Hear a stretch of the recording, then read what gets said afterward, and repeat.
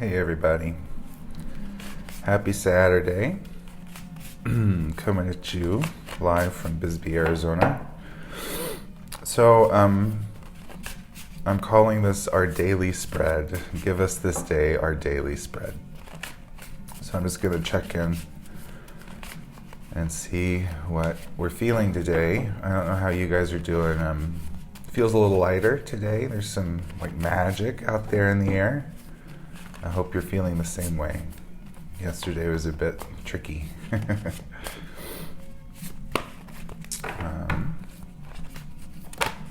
one flew out.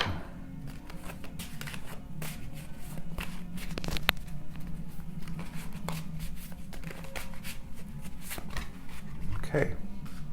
3 cards for the day. All right.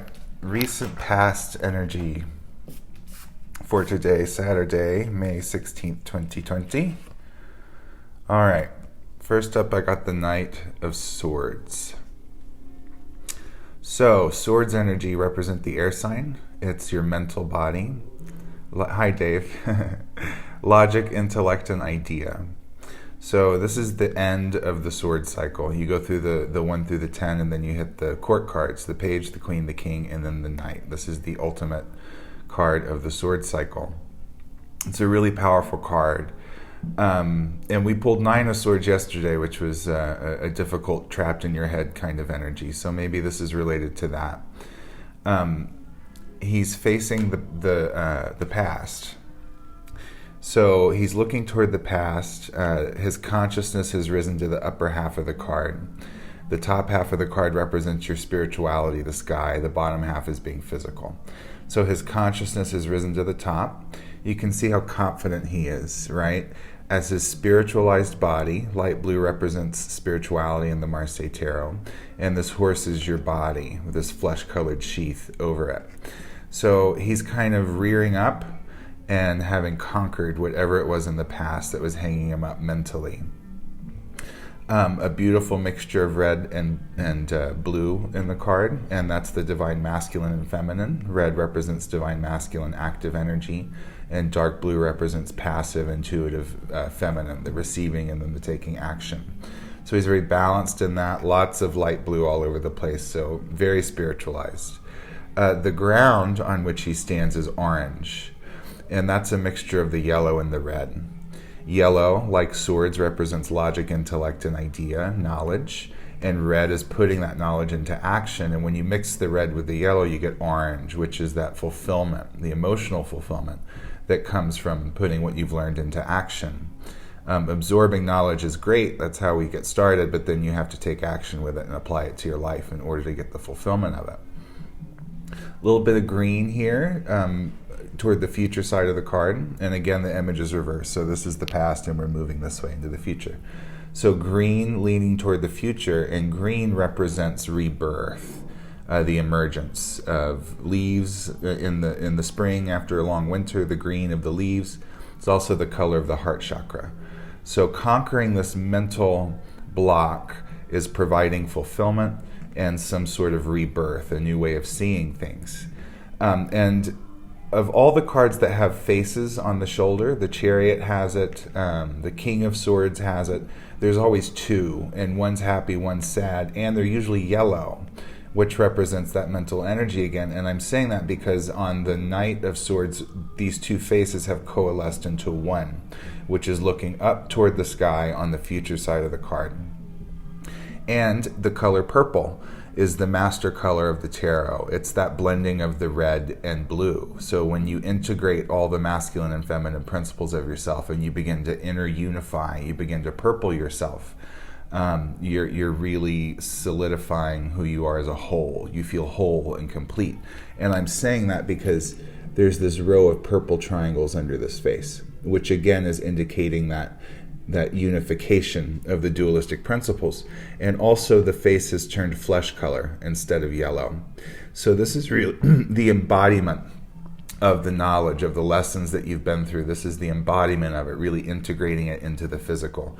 And it provides that unification represented by purple.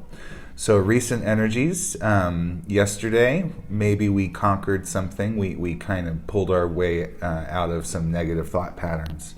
And we're moving forward now in a unified sense, embodying what we've learned. In the present energy, we have the Queen of Pentacles, another court card. So Pentacles represent the earth sign. This is anything corporeal, anything physical. It's often your financial life, which is why it's depicted as coins in the card. It can also represent your physical body, your living situation, all that good stuff. So the Queen of Pentacles, now she looks kind of stern, and she's holding up this material wealth or something she's accumulated in the material realm. Probably money, financial resources. In fact, she's holding it so close to her face, maybe she has trouble seeing around it.